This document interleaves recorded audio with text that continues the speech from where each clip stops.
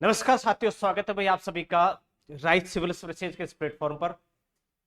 देखिए, आज का जो अपना टॉपिक होने वाला है वो हमारी जो क्लास सीरीज जो चल रही है वो चल रही है साइंस और टेक की, जो करंट अफेयर्स की जो सीरीज है 2024 की, जनवरी 2024 से लेकर के और आपका दिसंबर 2024 तक कि जो भी आपके साइंस और टेक्नोलॉजी से रिलेटेड जो नई नई खोज और आविष्कार हुए हैं, कुछ नए जो डेवलपमेंट्स हुए हैं, उनका करंट अफेयर्स जो कि आपकी अपकमिंग एग्जाम्स जो है पीसीएस के जो एग्जाम्स है उसमें ये पूछे जाएंगे, तो उन पे हम चर्चा कर रहे थे। इसकी एक क्लास पहले हो चुकी है, ये इसकी नेक्स्ट क्लास है।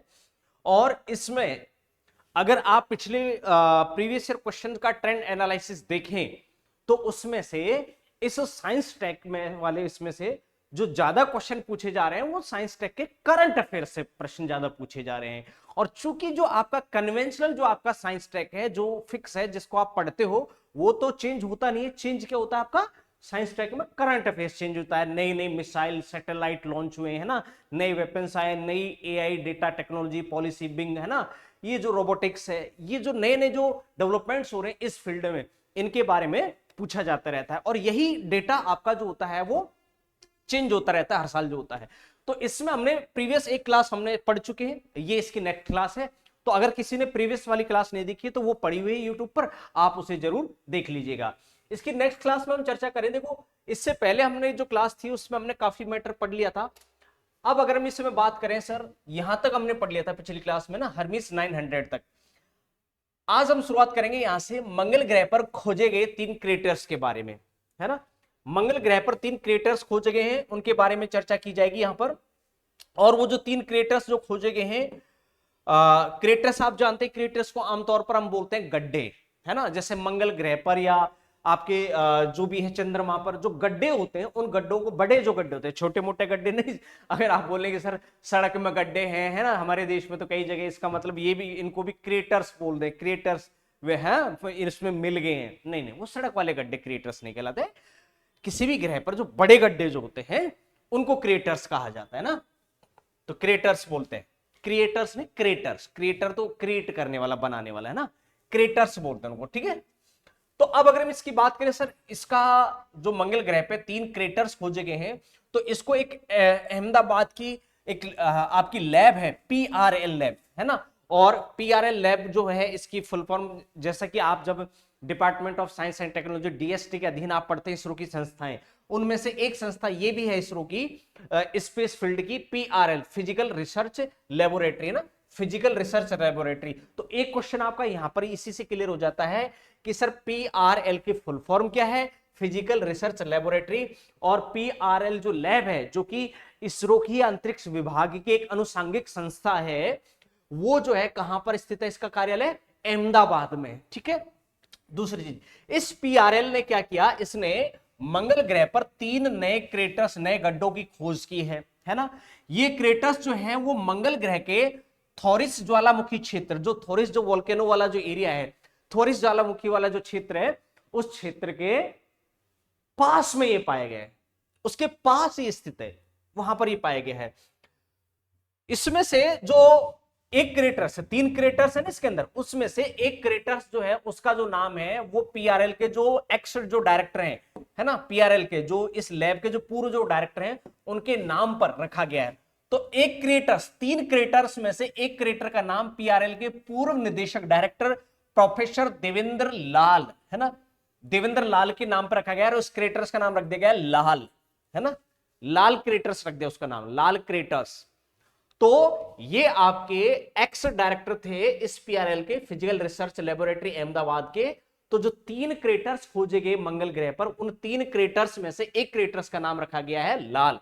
यहां पर आप अंडरलाइन कर लीजिएगा रिमार्क, यहां से क्वेश्चन आपसे वो पूछा जा सकता है कि सर जो मंगल ग्रह पर 3 क्रेटर्स खोजे गए उनमें से एक क्रेटर्स का नाम जिस संस्था जो पीआरएल लैब है उसके डायरेक्टर के नाम के ऊपर रखा गया, तो उसका नाम क्या है ना। तो उसका डायरेक्टर के एक्स डायरेक्टर है इसके पीआरएल के देवेंद्र लाल, और उसके नाम के ऊपर नाम रखा गया है इस क्रेटर्स का लाल। बाकी दो क्रेटर्स हैं उनका नाम उत्तर प्रदेश और बिहार के कस्बों के नाम पर गए। देखो, इनसे प्रश्न पूछा जाएगा, बहुत अच्छा क्वेश्चन बन सकता है। उससे प्रश्न आपका फिर भी कम बने कि भाई मंगल ग्रह पर कितने क्रेटर्स खोजे गए, किसने खोजे, ये क्वेश्चन ज्यादा बनेगा, क्योंकि ये कहीं ना कहीं लिंकेज है हमारे रीजनल एरिया से, है ना। रीजनल एरिया से क्या है, ये जुड़ा हुआ है। तो यहां से आपसे प्रश्न जरूर बन सकता है कि जो मंगल ग्रह पर 3 क्रेटर्स खोजे गए उनका जो नामकरण किया है वो हमने जो 2 राज्य हैं बिहार और उत्तर प्रदेश, उनके कस्बे हैं, टाउन हैं, उनके ऊपर रखा गया है। तो वो किस किस राज्य के कस्बे, यहां से क्वेश्चन कर सकता है।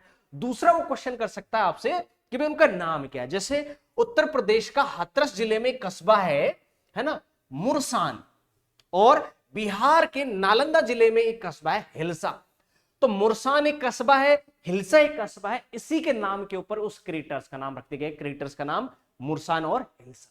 देखो यहां पर जो क्वेश्चंस है ना आपके बहुत अच्छे प्रश्न, तो याद रखिएगा 3 क्रेटर्स का नाम, एक क्रेटर्स का नाम लाल रखा गया, और ये लाल नाम किस वजह से रखा गया, जो इसके पीआरएल के एक्स डायरेक्टर थे उनके नाम के ऊपर, और बाकी 2 क्रेटर्स का जो नाम रखा गया गुरसान और हिलसा।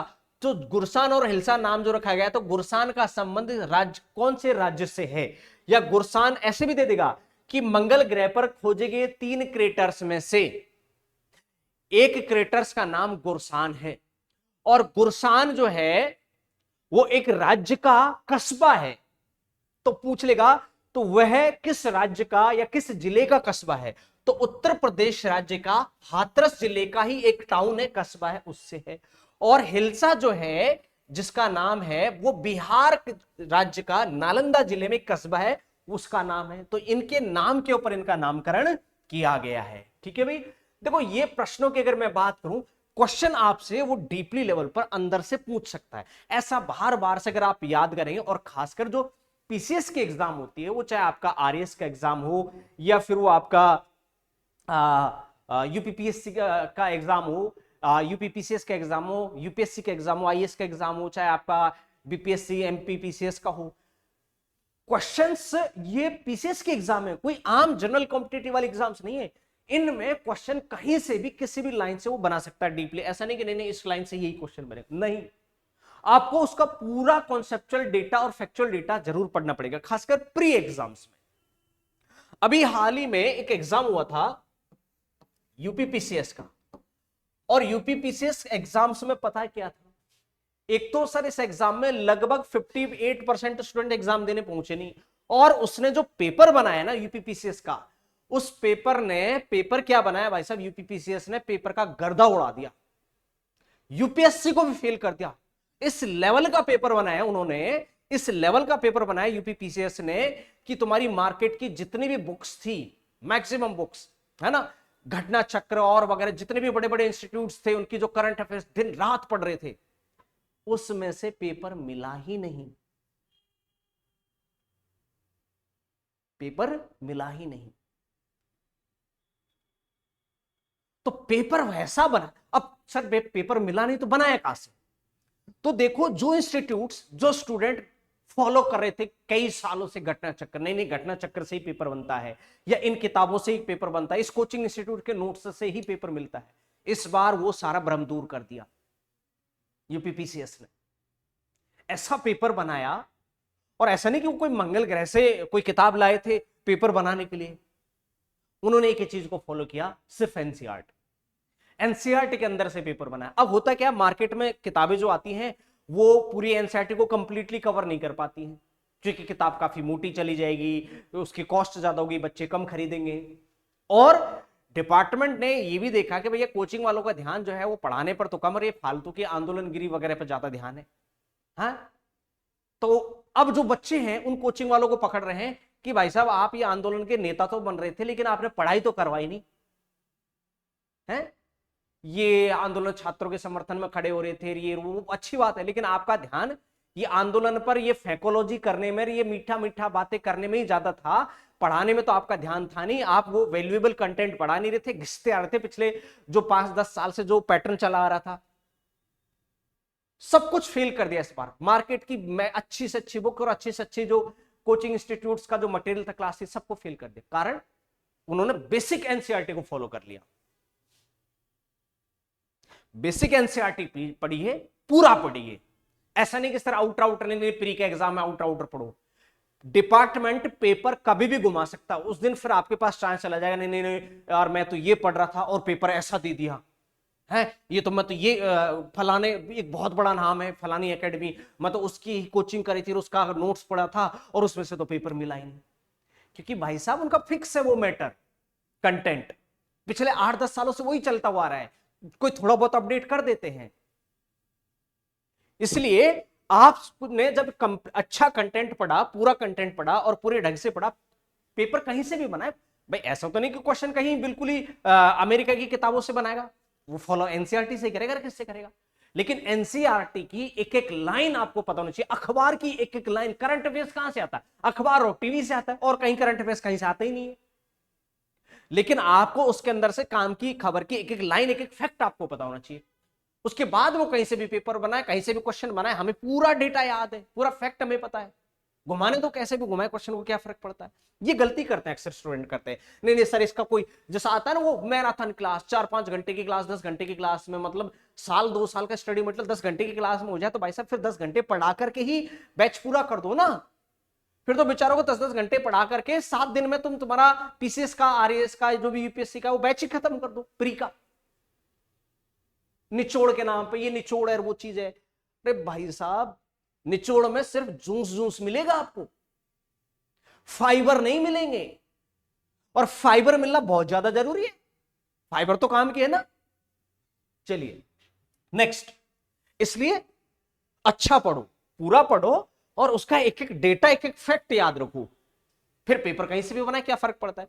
मतलब लोगों से यूपीपीसीएस का जो प्री का एग्जाम है ना, वो नहीं निकल रहा है। इतना टफ पेपर दे दिया और पूरा एनसीईआरटी को फॉलो कर लिया, उन्होंने कुछ किया ही नहीं, स्टेट बोर्ड और एनसीईआरटी को फॉलो कर लिया।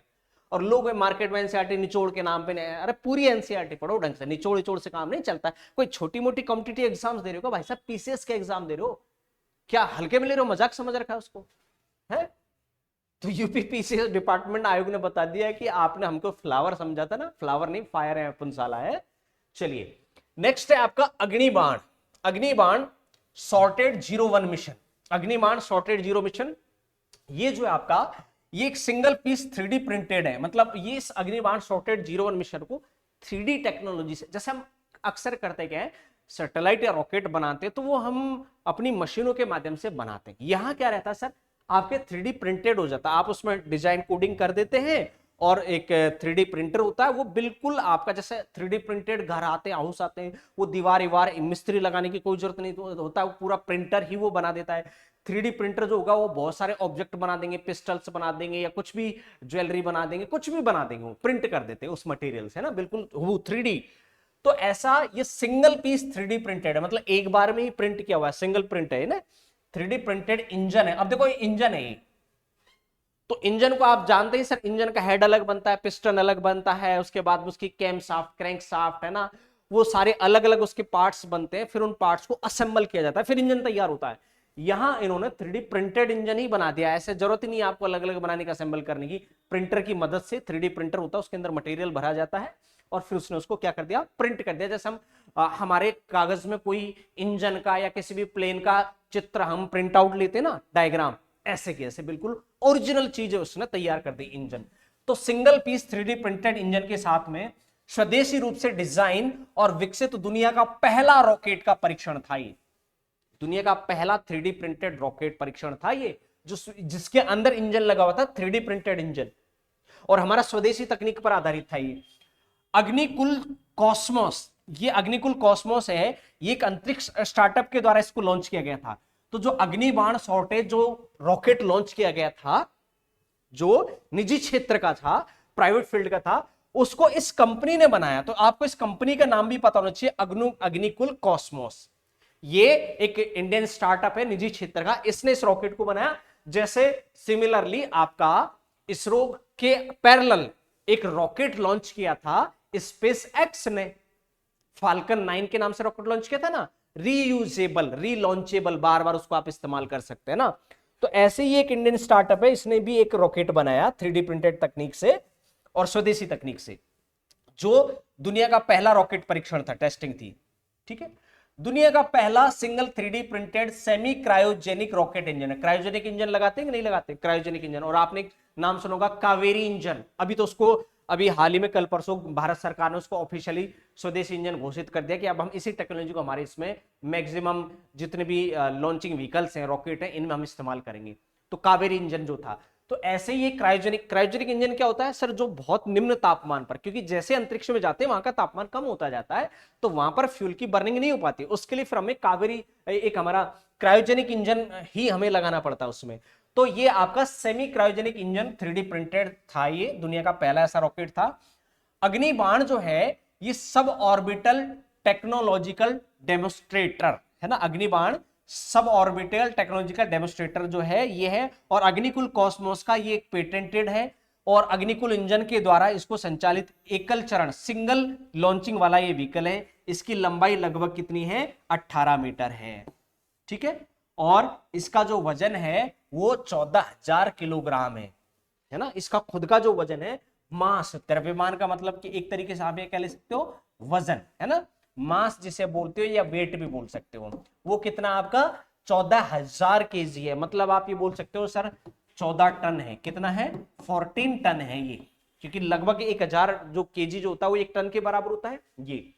तो सर इसकी खुद की लंबाई होगी 18 मीटर, इसका रॉकेट का खुद का वजन हो गया 14 टन 14,000 किलोग्राम, और इस पर जो पेलोड ले जाने की क्षमता है, मतलब इस पर अगर आप कोई भी वेपन या सैटेलाइट या कुछ भी इस पर सेट करके भेजेंगे, तो इसकी जो पेलोड कैपेसिटी है वो है 100 केजी तक के पेलोड को, और 700 किलोमीटर तक की ऊंचाई तक इसका जो एल्टीट्यूड एरिया है। पेलोड कैपेसिटी हो गई 100 केजी 100 किलोग्राम का, और कितनी हाइट तक ले जा सकता है इसको, 700 किलोमीटर की हाइट तक। इसका खुद का वजन कितना है, 14,000 किलोग्राम, और कितनी इसकी लंबाई है सर, इसकी 18 मीटर इसकी क्या है, लंबाई है, ठीक है। इसके साथ में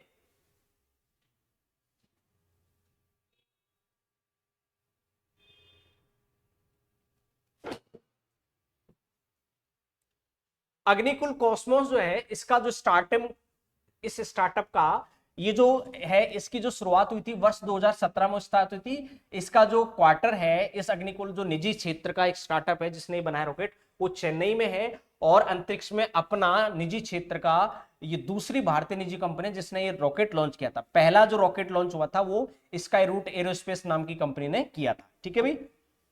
चलिए इसके बाद में आता है सर नागशास्त्र, है ना, नागशास्त्र नाम, मतलब इनके नाम आप देखो, रॉकेट्स के इंजन के, इनके जितने भी व्हीकल्स इनके नाम भारतीय नाम हो गए ना, एक तरीके से पौराणिक ग्रंथों से मिलते जुलते हैं ना।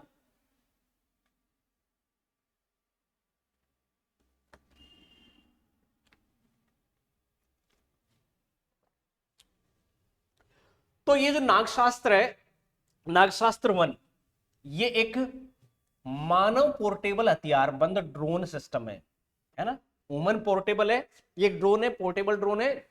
आप इसे कहीं पर भी असेंबल और डिसेंबल कर सकते हैं, मतलब इसको आप कहीं पर भी ले जा करके तुरंत इसे असेंबल करके, और बहुत कम टाइम में आप इसे जो है ऑपरेशन की कंडीशन में ला सकते हैं। तो एक तो पोर्टेबल ड्रोन हो गया, ठीक है, पोर्टेबल हथियारबंद, इसके अंदर हथियार भी है ना, हथियारबंद ड्रोन हो गया, ये ड्रोन सिस्टम है। नागशास्त्र एक प्रकार का लाइटरिंग म्यूनिशन है ना, म्यूनिशन है, अर्थात लाइटरिंग म्यूनिशन का मतलब होता है किसी स्पेसिफिक एरिया के ऊपर, निर्दिष्ट क्षेत्र, निर्दिष्ट क्षेत्र को इंग्लिश में बोलते हैं स्पेसिफिक एरिया, है ना, किसी स्पेसिफिक क्षेत्र के ऊपर मंडरा सकता है।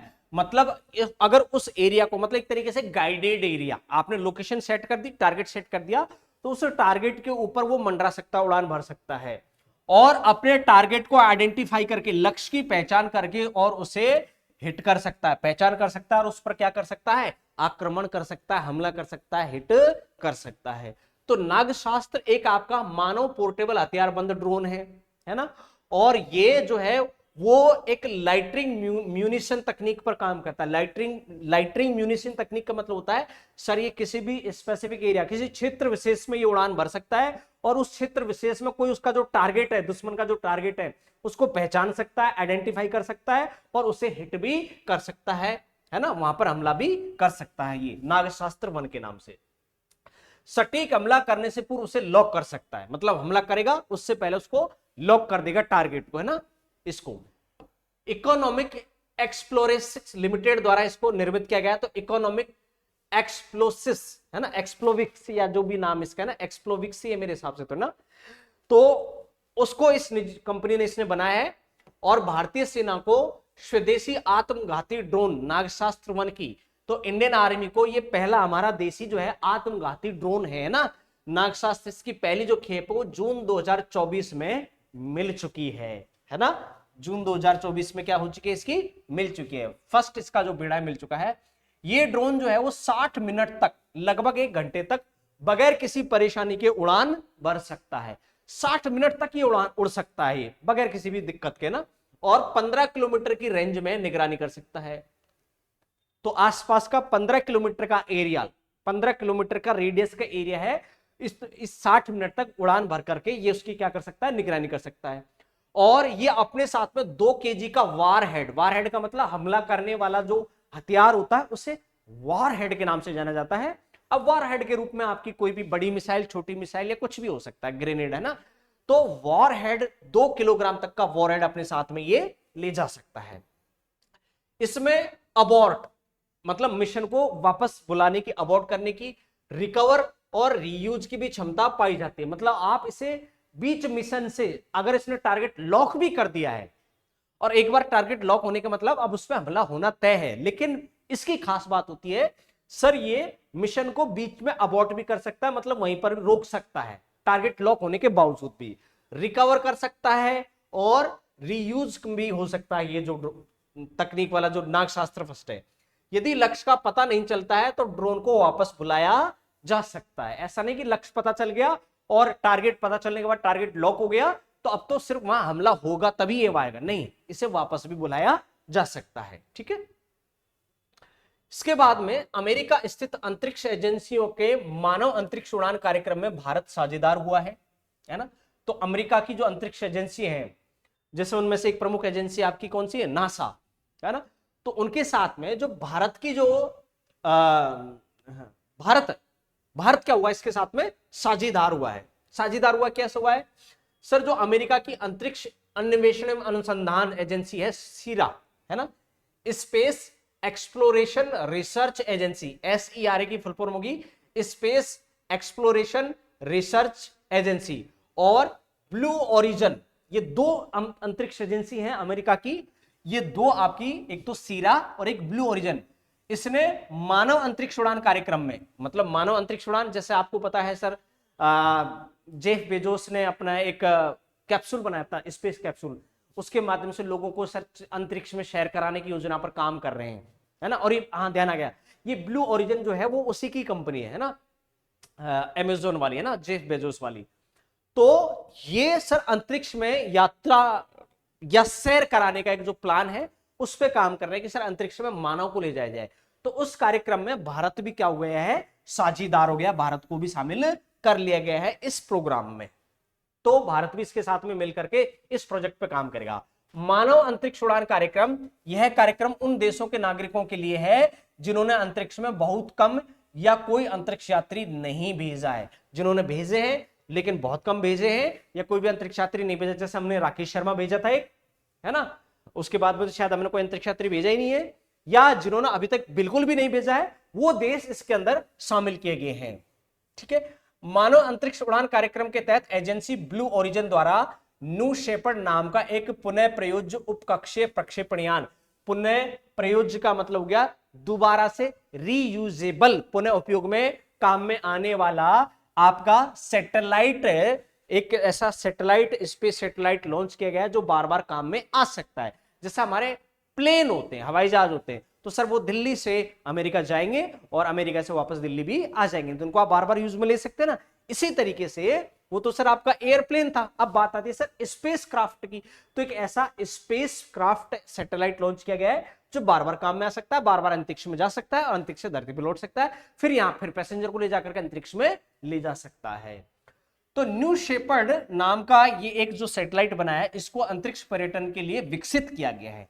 तो यहां से प्रश्न जो है वो ये बन सकता है कि सर जो अंतरिक्ष यान जो बार बार यूज में आ सकता है, रीयूजेबल, जो मनुष्यों को अंतरिक्ष में ले जाएगा और उनको वहां पर ट्रेवलिंग करवा के लाएगा, उस यान का नाम क्या है, न्यू शेपर्ड है। ठीक है। इसके तहत जो भी चयनित जो अंतरिक्ष यात्री होंगे उनको अंतरिक्ष की अंतरराष्ट्रीय लेवल पर मान्यता प्राप्त सीमा है ना, और आपकी कॉर्मन रेखा से आगे 11 मिनट की यात्रा पर ले जाया जाएगा। तो उनको कॉर्मन लाइन से आगे 11 मिनट की यात्रा पर ले जाया जाएगा और उनको अंतरराष्ट्रीय जो इस लेवल के जो मान्यता प्राप्त जो बॉर्डर हैं वहां पर भी इनको अंतरिक्ष में ले जाया जाएगा। इसके बाद में आता है सर त्रिपुट। त्रिपुट क्या है सर? सर जैसे आपने सुना होगा ना आईएनएस अरिहंत, आईएनएस अरिहंत का नाम सुना है? तो जैसे हमारा जो युद्धपोत है, जंगी जो जहाज है, इसी तरीके से हमारा है त्रिपुट। त्रिपुट ये भी एक जंगी जहाज है जो भारतीय नौसेना के लिए बनाया गया है, इंडियन नेवी के लिए इसको बनाया गया है। तो ये भी एक युद्धपोत हो गया, बैटलशिप हो गई या जंगी जहाज बोल लीजिए आपको, ठीक है। इसका जो निर्माण किया है वो आपका गोपा शिपयार्ड लिमिटेड के द्वारा किया गया है। लॉन्च हुआ है 24 जुलाई 2024 को गोवा में लॉन्च हुआ है, ठीक है। इसे संभवतः लगभग अक्टूबर 2026 में भारतीय नेवी में शामिल कर लिया जाएगा। इसका जो नामकरण किया गया है वो शक्तिशाली तीर, तो शक्तिशाली तीर है उसके नाम पे इसका नामकरण रखा गया है। एक शक्तिशाली तीर का नाम है त्रिपुट, है ना। तो वेदों में, शास्त्रों में या जो पुरानी हमारी जो ऐतिहासिक घटनाएं हुई उनमें वहां पर इसका चर्चा मिलती है। तो त्रिपुट नाम का एक शक्तिशाली तीर था, उस तीर के नाम पे इसका नाम रखा गया त्रिपुट, ठीक है। त्रिपुट श्रेणी के 2 उन्नत जहाजों के निर्माण के लिए, है ना, बहुत ही हाई टेक्नोलॉजी के जो जहाज है, बैटलशिप है, उनके निर्माण के लिए रक्षा मंत्रालय और गोवा शिपयार्ड, तो गोवा शिपयार्ड ने इसको बनाया है। वो वहां पर एक इसमें गोपा था, वो गोपा टाइपिंग एरर है ना, गोपा नहीं है, वो गोवा शिपयार्ड है, ठीक है, ने मिलकर के इसको बनाए। इसकी लंबाई है सर 124.8 मीटर, 124.8 मीटर है इसकी लंबाई और 15.2 मीटर है इसकी चौड़ाई। और इसका जो खुद का जो वजन है वो कितना है सर? 3600 टन वजन विस्थापन है ना। तो ये इतना टन वजन जो है वो कैरी करने में क्या है? सक्षम है। इन जहाजों को दुश्मन की सतह के जहाजों और पनडुब्बियों और हवाई जहाजों के खिलाफ युद्ध संचालन के लिए डिजाइन किया गया। मतलब इस बैटलशिप से आप दुश्मन देश के जो बैटलशिप है उनको मार गिरा सकते हैं, या दुश्मन देश की जो पनडुब्बी है उन पे हमला कर सकते हैं, या दुश्मन देश के जो हवाई जहाज है उन पे हमला कर सकते हैं। मतलब इससे जो है वो इस जहाज से पानी के अंदर पनडुब्बी पे हमला किया जा सकता है, जहाज से दूसरे जहाज और पानी से पानी में हमला किया जा सकता है, और पानी से हवा में हमला किया जा सकता है इस जहाज की मदद से, त्रिपुट जंगी जहाज की मदद से, ठीक है, जिसको गोवा शिपयार्ड ने बनाया है। इसके बाद में डीआरडीओ के द्वारा विकसित एक है आपका जोरावर, है ना। जोरावर क्या है? एक आपका लड़ाकू टैंक है। जैसे अर्जुन टैंक का नाम आपने सुना ना, अर्जुन टैंक या T10 टैंकों का नाम आपने सुना होगा, भीष्म टैंक का नाम सुना होगा। ऐसे ही ये एक हमारा लड़ाकू टैंक है जोरावर, जिसको किसने बनाया है? डीआरडीओ ने बनाया है। तो डीआरडीओ के द्वारा विकसित ये जो टैंक है आपका, इसको ये भारत का स्वदेशी रूप से विकसित हल्का टैंक है, जोरावर टैंक। इसका प्रोटोटाइप का अभी इनॉग्रेशन किया था, अभी सिर्फ इसका प्रोटोटाइप बना। प्रोटोटाइप का मतलब हो गया अभी इसका सिर्फ एक एज ए मॉडल तैयार हुआ, अब इसका प्रोटोटाइप बन गया है, अब इसका कमर्शियल प्रोडक्शन स्टार्ट हो जाएगा, वाणिज्यिक इसका उत्पादन शुरू हो जाएगा। सबसे पहले किसी भी चीज का, कोई भी जहाज हो, प्लेन हो, फाइटर जेट हो, उसका एक प्रोटोटाइप बनता है ना, एक छोटा सा मॉडल, वो उसको रन बिल्कुल सेम टू सेम वैसे ही वर्क करता है, लेकिन उसका छोटा सा रूप बनता है, उसको प्रोटोटाइप या उसका एक पीस बनाया जाता है। सबसे पहले कोई भी गाड़ी बनेगी, जहाज बनेगी, सिर्फ उसका एक पीस बनाया जाता है, और उसकी जब सक्सेसफुल टेस्टिंग हो जाती है तब हम उसका नेक्स्ट लाइन पे प्रोडक्शन स्टार्ट करते हैं। तो इसका एक पीस बनाया गया था इस जोरावर टैंक का। तो एक जो पीस बनाया जाता है उसे टेस्टिंग के लिए उसे प्रोटोटाइप कहा जाता है, और अगर प्रोटोटाइप टेस्टिंग में सक्सेसफुल रहता है, उसकी अप्रूवल मिल जाती है, तो फिर उसका कमर्शियल प्रोडक्शन स्टार्ट कर दिया जाता है। तो इसका प्रोटोटाइप का इनॉग्रेशन, अनावरण किया जा चुका है। प्रोटोटाइप जो होता है, देखो आगे वही बात, प्रोटोटाइप जो होता है वो किसी भी वस्तु या उत्पाद को बनाने से पहले बनाया गया उसका एक नमूना, एक सैंपल, एक प्रतिरूप, एक अधूरा संस्करण होता है। तो मतलब उसकी एक कॉपी, सिर्फ अभी एक सिंगल पीस जो बनाया है, और ये सिंगल पीस हम चला करके देखेंगे कि कैसा चलता है, इसमें क्या दिक्कत आती है ना, तो उसे प्रोटोटाइप कहा जाता है। इस जोरावर टैंक का जो वजन है वो कितना है? 25 टन है। और जोरावर को उच्च ऊंचाई वाले क्षेत्रों से लेकर के, मतलब आपका कारगिल वाला हिस्सा ले लो, या आपका चीन के साथ में लगता हुआ गलवान वाला हिस्सा ले लो, या जो भी वैली इलाके होंगे ना, वहां से ऊंचाई वाले क्षेत्रों से लेकर के, और आपका जो द्वीपीय जो क्षेत्र है, छोटे छोटे टापू और द्वीप वाले जो क्षेत्र है, उनसे भी ऑपरेशन करने के लिए इसको क्या किया गया है? डिजाइन किया गया है। इसके बाद में इसकी टैंकी की अगर हम बात करें sir, global fire power index एक होती है आपकी, ग्लोबल फायर पावर इंडेक्स। इससे पता चलता है किसी भी देश की जो आर्मी की जो स्ट्रेंथ है, उसकी जो डिफेंस की जो स्ट्रेंथ होती है वो क्या है। तो ग्लोबल पावर इंडेक्स हर साल रिलीज होती है, इससे पता चलता है फला देश की जो आर्मी की जो क्षमता है, लड़ने की क्षमता, वो कैसी है, कितनी है। उसी के आधार पर उसकी रैंकिंग की जाती है कि भैया ये विश्व की नंबर 1 की आर्मी है ना, लड़ने में सक्षम है, 2 नंबर की, 3 नंबर की। वो उसमें कई चीजें शामिल होती है, उसमें उसके फाइटर जेट, लड़ाकू विमान, जंगी जहाज, टैंक वैंक, है ना, युद्धपोत, ये कितने हैं, संख्या में कितने हैं, कौन सी जनरेशन के हैं, है ना, और कितने ऑपरेशनल है, कितने नॉन ऑपरेशनल है, कितने रिटायर होने वाले, उसके आधार पे आर्मी के जवानों की संख्या कितनी है, सोल्जर, नेवी हो चाहे एयरफोर्स, है ना, इनके आधार पे और हथियारों की संख्या के आधार पे हर देश का एक फायर पावर इंडेक्स रिलीज होता है, उसके आधार पे उसकी क्षमता बताई जाती है, लड़ने की क्षमता। तो ग्लोबल पावर इंडेक्स सैन्य रिपोर्ट 2023 के अनुसार भारत का सर चौथा स्थान है, मतलब वर्ल्ड में चौथे नंबर की आर्मी है लड़ाई करने में सक्षम। लेकिन अगर मैं आपको यहां पर बात बताऊं, अगर आप इसे अतिशयोक्ति नहीं कहें और इसे घमंड वाली बात नहीं कहें, भाई साहब जितने संसाधन है ना, उनके हिसाब से ये बोल तो फोर्थ रहे, लेकिन हमारी आर्मी हथियारों से ज्यादा हौसलों से लड़ती है, अपने आत्मबल से लड़ती है। याद करिए वो करगिल का युद्ध, दुश्मन देश के पास में क्या था, दुश्मन देश के पास में अमेरिका का जीपीएस सिस्टम था, दुश्मन देश के पास में ऊंचाई पर पोजीशन थी, दुश्मन देश के पास में बहुत ज्यादा हथियार, गोला बारूद, सब कुछ था। हमारे पास सब कुछ शॉर्ट मात्रा में था, आउटडेटेड हमारे पास में हथियार और सब चीज थे, फिर भी उनके बलबूते हमने वो करगिल युद्ध लड़ा, विजय प्राप्त की। उसमें लड़ाई नहीं, उसमें हमने विजय भी प्राप्त की। इसका मतलब क्या है, सिर्फ नंबर 1 आर्मी जो होती है वो सिर्फ हथियारों से, आर्मी के जवानों की संख्या के आधार पर ये विदेशी लोग करते हैं। हमारे यहां होती है सर कलेजे के आधार पे, गुर्दे के आधार पे, है ना, जज्बे के आधार पे, हौसलों के आधार पे। हमारे आर्मी के जवानों को आप कम खाना भी दे देंगे ना, और कम हथियार भी, और थर्ड क्लास हथियार भी दे देंगे, तो भी वो जंग लड़ते हैं कि पूछो मत, उनके आगे कोई टिकता ही नहीं है। और ये रियलिटी है, ऐसा नहीं कि सर हम सिर्फ अपनी आर्मी है तो हम अपने देश की आर्मी तो उसकी जबरदस्त तारीफ करते हैं, ये रियलिटी है, इसको तो कोई झुटला ही नहीं सकता। अमेरिका, चीन जो बात करते हैं सर, वो टेक्नोलॉजी, हथियार, ये इनके आधार पे बात करते हैं, लेकिन उनके आर्मी के जवानों में, चीन के आर्मी के जवानों में उनका मोरल इतना डाउन है, और उनके अंदर वो हौसले वाली, जज्बे वाली बात है ही नहीं है। जो पूरे वर्ल्ड में सबसे अच्छा जो हौसला है वो इंडिया की आर्मी के जवानों का ही है, भारत की सेना के जवानों का है। तो एक्चुअल में अब चूंकि आप जानती हैं विदेशी लोगों को है, वो रैंकिंग करते हैं, और रैंकिंग फिर वो अपने हिसाब से करते हैं, अपने को कभी वो पीछे नहीं रखते, जबकि सारा कर्म कांड कर लेते हो। तो 4th नंबर पे इन्होंने बोला है, लेकिन हमें तो पता है 4th है, इसका मतलब फर्स्ट है। इतने ही हथियारों से, मैं तो ये कह रहा हूं, इतने हथियारों से, चाहे अमेरिका आज उसके पास हथियार है, हमारे पास हथियार है, उनसे चाहे अमेरिका इंडियन आर्मी से लड़के देख ले, चीन इंडियन आर्मी से लड़के देख ले, कौन विजयी होगा। क्योंकि लड़ाई राजनीतिक है ना, सहयोग कितना मिलता है सेना को, उससे लड़ी जाती है, राजनीतिक दृढ़ इच्छा शक्ति कितनी होती है, और दूसरा सेना के जवानों में आत्मबल कितना होता है, सेना के जवानों में हौसला कितना होता है।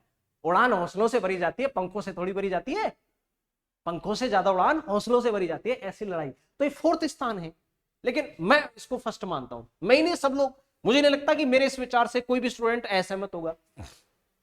चलिए, भारतीय सेना के पास 4500 टैंक है, कम है क्या 4500 टैंक भाई साहब, 4500 टैंक। आपने गुरु गोविंद सिंह जी का वो सुना होगा ना, है ना, 1.25 लाख से एक लड़ाऊं, है ना, 1.25 लाख से एक लड़ाऊं, 1.25 लाख पर एक भारी, मतलब वो हौसला होता है सिख जवानों में। तेरी मिट्टी में वो सॉन्ग, और वो केसरिया, वो मूवी देखी है आपने, क्या मूवी थी यार वो। 538 टैंक, लड़ाकू विमान है, टैंक हमारे पास में 4500 है, और फाइटर जेट कितने हमारे पास में 538 है, जिनमें से हमारे पास एडवांस टेक्नोलॉजी के, तो अगर हम बात करें फाइटर जेट, 2 ही, एक तो रफाइल है, एक हमारा तेजस है, बाकी तो अपग्रेडेड वर्जन है, सेकंड जनरेशन को हमने अपग्रेड किया है, जैसे हमारा मिग 21 है, मिराज है, ये तो हमारे सिर्फ सेकंड जनरेशन के लड़ाकू विमान है। हमारे पास में तो 5th जनरेशन का भी फाइटर जेट नहीं है अभी तक। जो हमारे पास में जो रफाल जो है वो 4.5 जनरेशन का है, और लोगों के पास तो 5th जनरेशन 6th जनरेशन। और इसका लेटेस्ट मैं आपको एग्जांपल दूं, लड़ाई कैसे लड़ी जाती है हौसलों से। मिग 21 विमान से, जो कि 2nd जनरेशन का विमान था, उससे 5th जनरेशन का विमान अमेरिका का F-16 लड़ाकू विमान, जिसके बारे में कहा जाता है इस विमान को तो कोई मार गिरा ही नहीं सकता, इतना हाई एडवांस टेक्नोलॉजी वाला विमान है वो F-16। उस विमान को अमेरिका के F-16 के एडवांस विमान को मतलब हमारे 2nd जनरेशन के विमान ने, मिग 21 विमान ने मार गिराया। उसका पायलट भी मरा और वो विमान भी क्रैश हुआ। अमेरिका को आंखें खुल गई, है ये क्या हुआ। इससे साबित हो जाता है लड़ाई जो है वो हमारा जो पायलट था अभिनंदन, उसके स्किल से लड़ाई जीती थी हमने, वो उससे मार गिराया था। नहीं मतलब 5th जनरेशन का आगे 2nd जनरेशन की तो कोई औकात ही नहीं है। लेकिन औकात सिर्फ तुम्हारे पास व्हीकल से नहीं है, औकात होती है व्हीकल चलाने में ड्राइवर पर। एक ड्राइवर कितना एक्सपर्ट है। तो बात यह है, अगर हमारे पास 538 लड़ाकू विमान है ना, फाइटर जेट है, तो इसमें से हमारे पास 50 भी अगर ढंग के लड़ाकू विमान है, 50 लड़ाकू विमान हमारे पास में रफाल और जो तेजस है वो सफिशिएंट है किसी भी देश से टकराने के लिए, क्योंकि हमारे पायलट्स के पास में इतनी अच्छी स्किल्स है, पूछो मत। और टैंक 4500 टैंक, भारतीय सेना में सम्मिलित प्रमुख टैंक जो है अर्जुन टैंक, भीष्म टैंक जो है ये पहले से इसके अंदर शामिल है, उसके बाद में जोरावर टैंक है ये, ठीक है। इसके बाद में हम बात करें सर चंद्रयान 4 की। चंद्रयान 4 जो मिशन है, चंद्रयान 4 घोषणा सर इसकी जो राष्ट्रीय अंतरिक्ष दिवस, नेशनल स्पेस जो डे होता है आपका, अंतरिक्ष दिवस है 23 अगस्त को, उसके अवसर पर इसरो के जो प्रमुख थे एस सोमनाथ, उनके द्वारा चंद्रयान 4 को 2027 में लॉन्च करने की ये क्या हुई हमारी सर घोषणा हो चुकी है कि सर 2027 में हम जो है इसकी क्या करेंगे, लॉन्चिंग करेंगे चंद्रयान 4 की। कब हुई इसकी घोषणा? अंतरिक्ष दिवस पर। और अंतरिक्ष दिवस कब आता है? 23 अगस्त को आता है, राष्ट्रीय अंतरिक्ष दिवस। चंद्रयान 4 जो है उसको चांद की सतह से 3 से 5 केजी मिट्टी और चट्टान के नमूनों को पृथ्वी पर लाएगा। मतलब इसका मेन पर्पज है सर चांद की सतह से आपका 3 से 5 केजी मिट्टी और वहां की चट्टानों का सैंपल लेकर के आना वापस जमीन पर। फिर हम उस सैंपल की स्टडी करेंगे कि भैया यहाँ जीवन क्या है और यहाँ कौन कौन से खनिज मिल सकते हैं। आप सोचते होंगे कई बार कि सर ये काहे को सरकार अंतरिक्ष में पैसा बर्बाद करती है बेमतलब में सर पैसा खर्च कर रहे, क्या मतलब है वहां चंद्रमा पर मंगल पर? हमको तो रहना तो जमीन पर है, हमको तो रहना जमीन पर है। नहीं भाई साहब, इसका मतलब आप अवेयर नहीं है भविष्य में क्या होने वाला है। सिर्फ आप तो बोलोगे सर हमारे लिए तो वो सेना के लिए जासूसी सैटेलाइट और हमारे लिए वो मौसम के और संचार वाले सैटेलाइट बहुत है, ये फालतू में हम ये चंद्रमा पर शुक्र ग्रह पर ये हमने सूर्य के लिए इनके लिए हम क्यों लॉन्च कर रहे हैं मिशन, क्या मतलब फालतू का खर्चा कर रहे हैं? भाई साहब धरती पर तो जो खनिज होंगे ना वो खत्म हो जाएंगे, हम खोदते रहेंगे, जनसंख्या कभी खत्म होने वाली है क्या? और एक लिमिट ऐसी भी आएगी कि जैसा आपने कई हॉलीवुड मूवीज में देखा होगा, धरती रहने लायक नहीं रहेगी, तो फिर हमें शिफ्ट होना पड़ेगा दूसरी जगह। और तीसरी चीज क्या है, हमारे पास रिसोर्सेज जो हैं वो लिमिटेड है, तो हमें जब भी किसी मेटल की किसी विशेष प्रकार के मिनरल्स की हमें जरूरत पड़ेगी तो वो हमें मान लीजिए धरती पे मिलेगा नहीं, खत्म हो जाए। फॉर एग्जाम्पल हम लिथियम की बात कर लें, सर लिथियम का मान लीजिए हमारे पास भंडार कम है और हम जो है चंद्रमा पर या शुक्र ग्रह पर हमें वहां कोई लिथियम के भंडार मिल जाते हैं, तो वहां तो हम रह नहीं रहे, तो वहां तो हम खूब खनन कर सकते हैं और वहां से हम ला भी सकते हैं, धीरे धीरे टेक्नोलॉजी आई जाएगी। तो भविष्य में वहां से खनिज आपको क्या मिलेंगे, भविष्य में आपकी वहां पर बसने की प्लानिंग क्या होगी, उसके हिसाब से रिसर्च की जाती है। आगामी 40-50 साल 100 साल के बाद की फ्यूचर पर काम किया जाता है इसरो के द्वारा या अंतरिक्ष एजेंसियों के माध्यम से। तो ऐसा नहीं कि सर क्या मतलब वहां के 4-5 केजी मिट्टी का नमूना ले आएंगे तो क्या करेंगे वहां से, वहां कोई खेती उगाएंगे क्या? और उगाएंगे तो क्या मतलब वहां से खेती उगा के फसल यहाँ जमीन पे लाएंगे और उसको बेचेंगे तो बहुत महंगी पड़ेगी। नहीं, भविष्य में भविष्य के लिए काम किया जा रहा है और ये सबको पता है। जिस हिसाब से ग्लोबल वार्मिंग, जिस हिसाब से पॉपुलेशन बढ़ रही है, जिस हिसाब से दिन ब दिन हम पर्यावरण रेफ्रिजरेटर फ्रिज जितने ज्यादा इस्तेमाल कर रहे हैं, वैसे वैसे हमारा जो धरती का वातावरण है वो तो खराब होता ही जा रहा है। तो एक दिन तो हमें जमीन छोड़नी पड़ेगी यही हालात रहे तो। इस स्पेस क्राफ्ट में चंद्रयान 4 में 5 अलग अलग मॉड्यूल होंगे, 5 अलग अलग मॉड्यूल इसके अंदर लगे होंगे। अभी उन मॉड्यूल का खुलासा नहीं हुआ, वो मॉड्यूल क्या क्या होंगे। वर्ष 2023 में चंद्रमा पर भेजे गए चंद्रयान 3, इसके बाद में आपका चंद्रयान 4 लॉन्च किया जाएगा, अभी 3 भेजा जा चुका है। चंद्रयान 3 में 3 मॉड्यूल थे, 3 मॉड्यूल में एक मॉड्यूल था प्रोपल्सल मॉड्यूल, एक लैंडर था और एक क्या था, रोवर, और एक को नाम बताओ सर, विक्रम लैंडर और प्रज्ञान रोवर, है कि नहीं है, ये थे। इसमें कितने होंगे, 5 होंगे। अब वो एक्स्ट्रा 2 क्या होंगे, अभी उसका कोई पता नहीं चल पाया है। ठीक है भाई। इसके बाद में आपका आता है रूमी।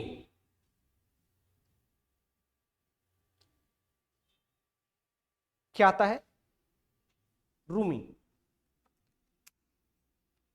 ये क्या, एक रॉकेट है भैया।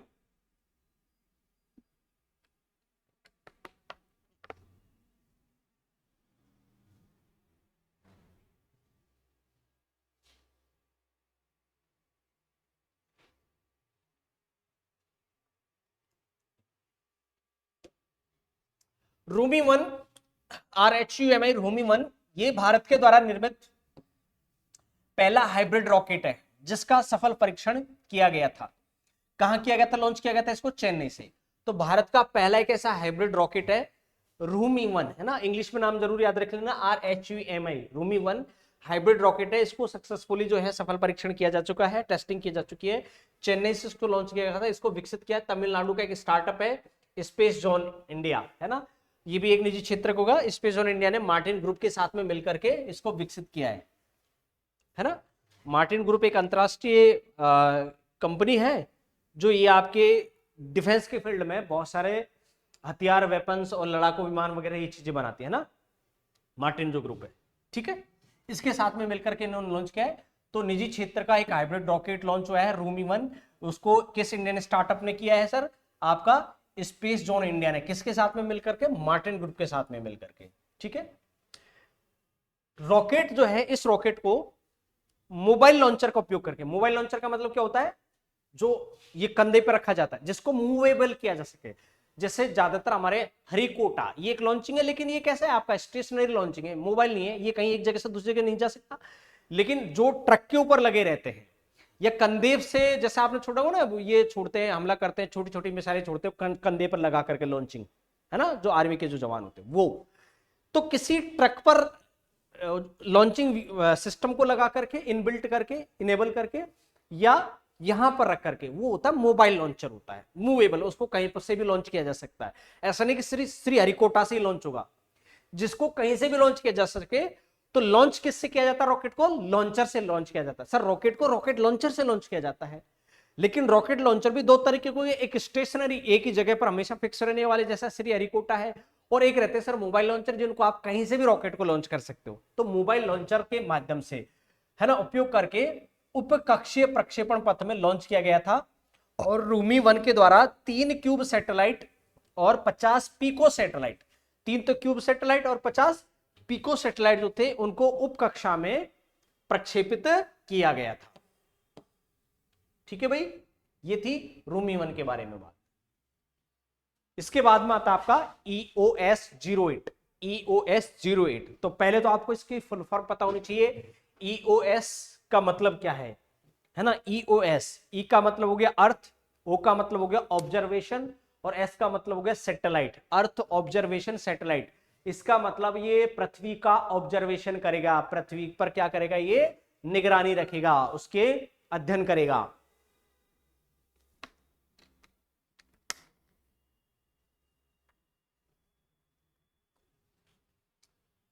अर्थ ऑब्जर्वेशन सैटेलाइट 08, इसका लॉन्चिंग की गई थी 16 अगस्त 2024 को आंध्र प्रदेश से श्रीहरिकोटा से। देखो मैंने बात की ना, लॉन्चिंग 2 तरीके के होते हैं, एक मोबाइल लॉन्चिंग व्हीकल्स या सेंटर होते हैं, स्टेशन जिनको भी आप बोल सकते हो, और एक आपके लॉन्चिंग स्टेशन होते हैं स्टेशनरी। तो जिसमें से आंध्र प्रदेश में जो श्रीहरिकोटा में जो है, ये आपका कैसा है, स्थिर है, स्टेशनरी है। तो यहां से इसको लॉन्च किया गया था EOS 08 अर्थ ऑब्जर्वेशन सैटेलाइट को। सतीश धवन अंतरिक्ष केंद्र से इसको लॉन्च किया गया था। इस सैटेलाइट की लॉन्चिंग देश के सबसे छोटे रॉकेट, सबसे छोटा रॉकेट है SSLV D3 से किया गया है।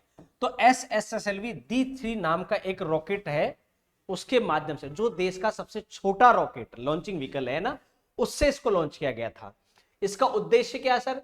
इसका उद्देश्य है सर पृथ्वी का पर्यावरण और पृथ्वी पर आने वाली आपदा को लेकर के सटीक जानकारी देना, इसका काम है।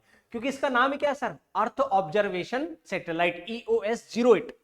तो इसका मतलब ये पृथ्वी पर होने वाले जो घटनाक्रम है, कौन से घटनाक्रम? मौसम से संबंधित घटनाक्रम और आपदा से, मतलब आपदा का मतलब तूफान, सुनामी, इनसे, इन पे निगरानी रखेगा और इनकी हमें सटीक जानकारी देगा आपदा आने से पहले, है ना। तो उसकी हमें सटीक जानकारी देगा ये सैटेलाइट आपका EOS-08 सैटेलाइट। तो इसका उद्देश्य ये था। इसके बाद में आता आपका INS Arighat. INS Arighat, INS Arighat, जैसा आपने INS अरिहंत का नाम सुना था, तो वो एक हमारा बैटलशिप था, युद्धक पोत था। उसी तरीके से एक आपका होता है INS अरिघात। INS अरिघात जो है वो भारतीय नौसेना की परमाणु पनडुब्बी है। ये पानी के अंदर चलने वाला हो गया, और ये क्या है आपका? पनडुब्बी है। ये पनडुब्बी का मतलब होता है सबमरीन, जो पानी के अंदर चलती है, और पानी के ऊपर चलते हैं जहाज, नाव, स्टीमर्स। तो लेकिन पनडुब्बी भी कौन सी? आम पनडुब्बी नहीं है सर, न्यूक्लियर रिएक्टर वाली पनडुब्बी है। अब न्यूक्लियर रिएक्टर वाली पनडुब्बी की खास बात क्या होती है सर? न्यूक्लियर रिएक्टर वाली पनडुब्बी कितनी गहराई में भी चल सकती है, क्योंकि आम डीजल वाली जो पनडुब्बी होती है ना सर, उसे एयर की जरूरत पड़ती है, ऑक्सीजन की जरूरत पड़ती है भाई। एक हाइड्रोजन और ऑक्सीजन, एक ज्वलनशील और एक जलाने में क्या है? सहायक है। तो डीजल वाली पनडुब्बी में सर ऑक्सीजन की सप्लाई चाहिए, और ज्यादा गहराई में जाएंगे तो वहां ऑक्सीजन नहीं मिलती है, एयर नहीं मिलती है, इसलिए वहां पर फिर काम करता है मिनी न्यूक्लियर रिएक्टर। और न्यूक्लियर से आपको ऊर्जा बनाने में, ये इंजन चलाने के लिए कोई भी आपको ऑक्सीजन की आवश्यकता नहीं पड़ती है। तो इससे क्या बेनिफिट मिलता है? फिर ऐसी सबमरीन को आप कितनी भी गहराई में, कितनी भी डेप्थ तक आप उसमें चला सकते हैं। तो सर ये INS अरिहंत का अपग्रेडेड वर्जन है। वजन है सर इसका 6000 टन। अब 6000 टन को आप किलोग्राम में बदलना है तो 1000 से क्या कर लो? मल्टीप्लाई कर लो। इसका मतलब हुआ सर 6000 का मतलब हुआ लगभग आपका 60 लाख केजी इसका वजन हो गया। 6000 टन है ना। इसकी लंबाई सर 113 मीटर इसकी लंबाई है। इस पनडुब्बी की चौड़ाई जो है सबमरीन की, वो 11 मीटर क्या है? चौड़ाई है। ये सर पानी के अंदर 980 से लेकर के 1400 फीट तक की गहराई में ये जा सकती है। मतलब चूंकि न्यूक्लियर रिएक्टर वाली पनडुब्बी है, इसलिए ज्यादा गहराई तक जा सकती है, क्योंकि इसको फ्यूल को जलाने के लिए कोई भी ऑक्सीजन या कोई भी एटमॉस्फेरिक एयर की जरूरत नहीं पड़ेगी, वायुमंडलीय हवा की कोई आवश्यकता नहीं पड़ेगी। ये इसकी खास बात है। INS अरिहंत की तरह ही सर अरिघात भी है। ये 750 किलोमीटर की जो रेंज होती है, उस 750 किलोमीटर रेंज की K-15 मिसाइल से ये क्या है? लैस है। मतलब इस पर जो मिसाइल लगी हुई है वो कौन क्या लगी हुई है? K-15 मिसाइल, जिसकी रेंज कितनी है? 750 किलोमीटर तक, 750 किलोमीटर की रेंज तक ये हमला करने में सक्षम है। और सेम टू सेम मिसाइल किस पे लगी हुई है? आपकी INS अरिहंत पर लगी हुई है। इसके बाद में हम बात करें गौरव। तो भाई साहब गौरव क्या है? गौरव एक आपका ग्लाइडेड बम है, ग्लाइडेड बॉम्ब। और आप जानते हैं ग्लाइडेड बॉम्ब क्या होता है? जानते हैं भाई ग्लाइडेड बॉम्ब के बारे में?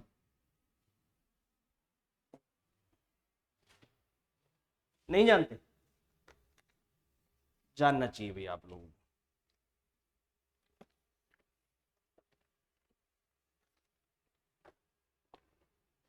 देखो ये जो गौरव है, ये DRDO ने लॉन्ग रेंज का एक ग्लाइड बॉम्ब है ना। ग्लाइड बॉम्ब एक होता है गाइडेड और एक होता है ग्लाइड बॉम्ब। गाइडेड का तो मतलब होता है निर्देशित। आप उसे जो भी टारगेट देंगे, जो भी लोकेशन सेट करेंगे, उसी लोकेशन पे जाकर के हमला करेगा, चाहे जो टारगेट है वो कितना भी मूवी पर लोटेड मीडा चलेगा, से जहां जाएगा वैसे वैसे उसका पीछा करेगा। तो ये एक लॉन्ग रेंज का ग्लाइड बॉम्ब है, जो देश का पहला उड़ान परीक्षण जो थी, गौरव का पहला उड़ान परीक्षण है, वो 13 अगस्त 2024 को कर लिया गया है। इसकी परीक्षण ओडिशा के तट पर की गई थी और सुखोई में इसको लगाया गया था। सुखोई 30 MKI ये लड़ाकू विमान है। सुखोई 30 SU-30 MKI, सुखोई रूस से बना हुए है ना आपके सुखोई। सुखोई 30 MKI, ये एक हमारा फाइटर जेट है, लड़ाकू विमान है। उस लड़ाकू विमान पर इसको लगाया गया था और फिर लॉन्च किया गया था।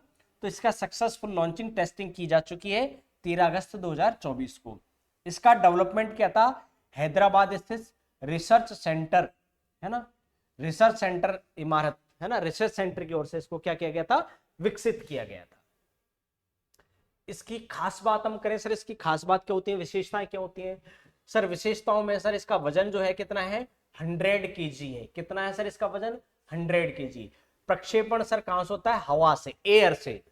एयर का मतलब सर इसको किसी न किसी लड़ाकू विमान पर, तेजस पर, रफाइल पर, या आपके जो भी सुखोई है, मिग 21 है, जो भी है। लेकिन अभी हाल ही में इसकी जो लॉन्चिंग है, जिस फाइटर जेट पर लगाया है वो लगा है सुखोई 30 MKI। ये एक लड़ाकू विमान है, उस पर इसको लगा करके सेट करके फिर इसको हवा से लॉन्च किया गया था। तो इसका प्रक्षेपण लॉन्चिंग कहां से की गई है, हवा से की गई है। लंबी दूरी पर स्थित टारगेट को भेदने में सक्षम है। ये टारगेट को, लॉन्ग रेंज का जो टारगेट है उसको पेनिट्रेट करने में, या उसको हिट करने में, या उस पर हमला करने में क्या है, ये सक्षम है। क्लियर है? इसके बाद में आता है आपका अस्त्र मार्क 1। अस्त्र मार्क 1, और अस्त्र मार्क 1 क्या है सर, आपका एयर टू एयर, हवा से हवा में मार करने वाली एक मिसाइल है, जिसकी मारक क्षमता होती है आपकी 80 से लेकर के 110 किलोमीटर के बीच में। तो एक तो ये आपका ऐसे पूछ लेगा सर, अस्त्र मार्क 1 क्या है सर? ये एक आपकी सरफेस टू एयर मिसाइल है, या एयर टू एयर मिसाइल है, या आपका एयर टू सरफेस है ना, या आपकी ये SBRM है, LBRM है, या SRBM है ना, शॉर्ट रेंज मिड रेंज है ना, ये जो है। तो सर ये आपका हवा से हवा में, एयर टू एयर मार करने वाली मिसाइल है, जिसकी मारक क्षमता 80 से 110 किलोमीटर के बीच में, और इसकी स्पीड है आपकी सर 4.5 मैक। मतलब हवा में जो ध्वनि का वेग होता है उसके वेग से लगभग 4.5 गुना तेज वेग से ये चलती है। ये जो मिसाइल है आपकी अस्त्र मार्क 1 मिसाइल, तो ये मिसाइल लड़ाकू विमान पर, हेलीकॉप्टर पर, क्रूज मिसाइल, ड्रोन आदि जैसे हवाई लक्ष्यों को नष्ट करने में क्या है, ये सक्षम है। और इसको बनाया था किसने, DRDO ने बनाया था। ठीक है? भारतीय वायुसेना, इंडियन एयरफोर्स ने सार्वजनिक क्षेत्र की company, government company Bharat dynamics limited BDL को 200 अस्त्र मार्क 1 मिसाइल के उत्पादन की मंजूरी दे दी है कि भाई साहब आप हमारे लिए 200 मिसाइल क्या करोगे, बनाओगे। तो ये उन्होंने उसको क्या कर दिया है, मान्यता दे दी है। दे दी तो बहुत अच्छी बात है, हमें क्या दिक्कत है ना। चलिए, इसके बाद में आता आपका man, MAN, man portable anti tank guided missile. Man portable anti tank guided missile, ये क्या है भैया?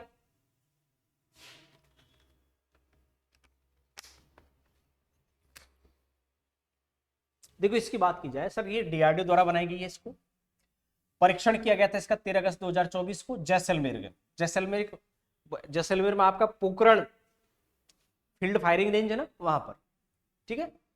तो जैसलमेर में पोखरण, हाँ आगे देखो वही, और एक चांदीपुर भी है ना, Chandipur field firing range, Pokhran field firing range से इसको क्या किया गया था, लॉन्च किया गया था, टेस्टिंग की गई थी। उद्देश्य दुश्मन के जो टैंक होते हैं उनको और बख्तरबंद वाहनों को बेअसर करने के लिए इसको डिजाइन किया गया।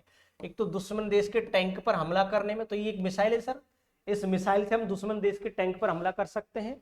और जो बख्तरबंद व्हीकल्स होते हैं, है ना, बख्तरबंद का मतलब जिनके अंदर ह्यूमन शील्ड होते हैं, जिनके अंदर आर्मी के जवान वगैरह जाते हैं, तो वो बाहर से उन पर किसी भी ग्रेनेड हमले का या किसी भी बॉम्ब के हमले का कोई असर नहीं पड़ता। लेकिन ये वाली मिसाइल सर उसको किसी भी तगड़ी से तगड़ी बख्तरबंद गाड़ी हो उसको ये उड़ाने में क्या है, सक्षम है।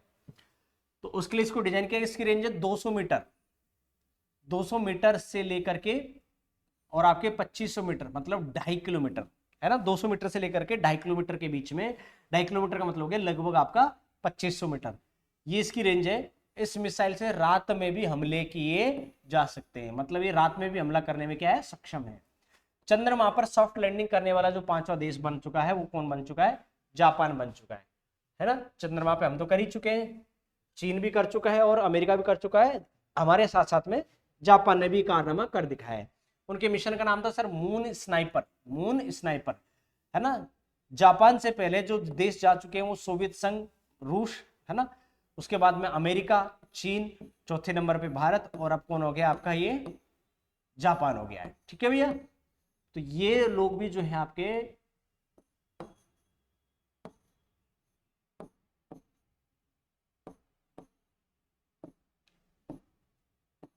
मून मिशन पर, चंद्रमा पर सॉफ्ट लैंडिंग कर चुके हैं। ठीक, उम्मीद है समझ में आ रहा होगा, है ना। तो भैया तो ये थे आपके आपके करंट अफेयर साइंस टेक के जनवरी से लेकर के दिसंबर 2024 तक। ये अभी पूरे नहीं हुए, अभी इसकी नेक्स्ट वीडियो और आने वाली है। तो आज की वीडियो में बस इतना ही। उम्मीद आपको अच्छा लगा होगा और अच्छा समझ में आ रहा होगा। अगर आ रहा है तो आप हमारे चैनल को सब्सक्राइब जरूर कर लीजिएगा। मिलते हैं आपसे अगली क्लास में। आज के लिए इतना ही। आप सभी का मेरे साथ बने रहने के लिए बहुत बहुत धन्यवाद। नमस्कार, जय हिंद।